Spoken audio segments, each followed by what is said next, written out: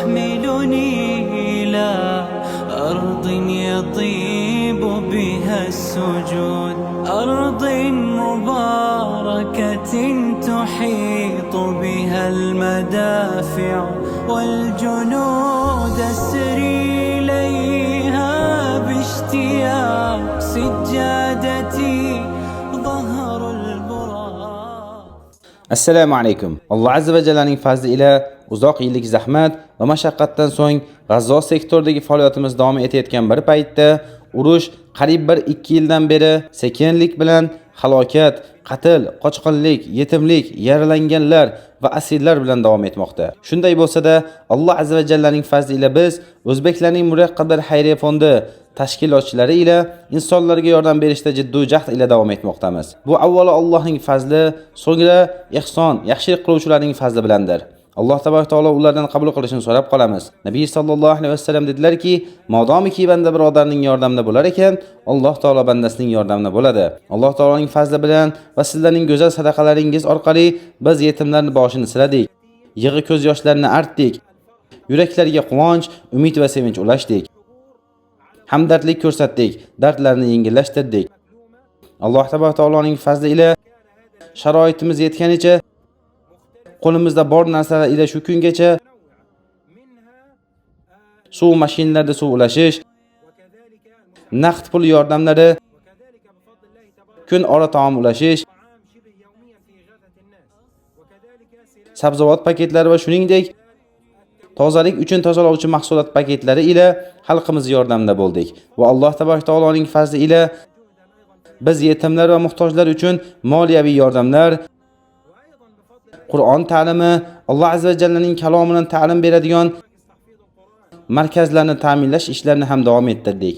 Va biz Muraqqablar xayriya fondi tashkilotchilari ila bugun urushning qariyb 610-kunida Alloh tabaraka taoloning fazli bilan navbatdagi ihsonlarni muborak Arafa kunida G'azzo sektoridagi ahlimizga ulash uchun yo'l olamiz. Va bu kunki Alloh taolo farishtalar oldida bandalari bilan faxrlanadigan ulug' kun. Bandalar undan rahmat, mag'firat va do'zax azobidan qutulishni so'raydilar. Va Alloh azza va jallaning izni ila Arafa kunida taom ulashish, moliyaviy yordamlar hamda suv ulashishga kirishamiz. Suv ulashish haqida Nabiy sallallohu alayhi vasallamdan Alloh uchun eng suyukli bo'lgan amali qaysi deb so'ralganlarida suv ulashdir dedilar. Va ya Nabiy sallallohu alayhi vasallam dedilarki, qaysi bir musulmon suvsiz chanqagan musulmonga suv bersa, Alloh azza va jalla uni rohiqul mahtumdan sayrob qilur.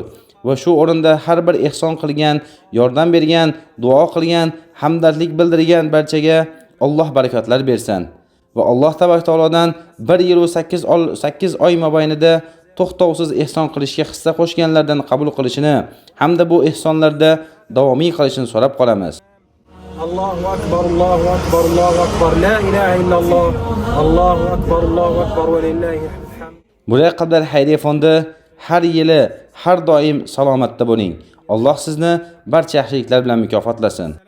Assalomu alaykum. Alloh azza va jallaning fazli ila bu muborak kun Zulhijja oyining 9-kuni Arafa kunida G'azzo sektoridagi ahlimiz uchun Muraqqablar xayriya fondi tomonidan tezkor yordam ulashamiz. Biz hozir Alloh azza va jallaning izni bilan moliyaviy yordamlarni tarqatishga kirishamiz.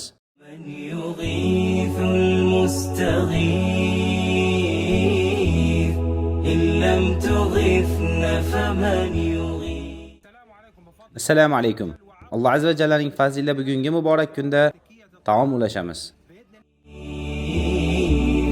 Siwaka ya Rabbal ibad, in kana la yarju rida. Alloh taologa hamd sanolar, Rasululloh sallallohu alayhi vasallamga salovat va salomlar bo'lsin. Allohu akbar, Allohu akbar, Allohu akbar. La ilaha illalloh va Allohu akbar. Allohu akbar va lillahil hamd. Zulhijja oyining 9-kuni Allohning ulug' kunlaridan biri Arafa kunida G'azzo sektoridagi chodirlarda yashayotgan oilalar uchun taom ulashamiz. Ihson, yaxshilik qiluvchi Muraqqablar xayriya fondiga Alloh barakotlar bersin. Assalomu alaykum. Alloh azza va jallaning fazli bugun muborak Arafa kunida yordamlarda davom etmoqdamiz va shuningdek ichimlik suvlar ham ulashda davom etamiz.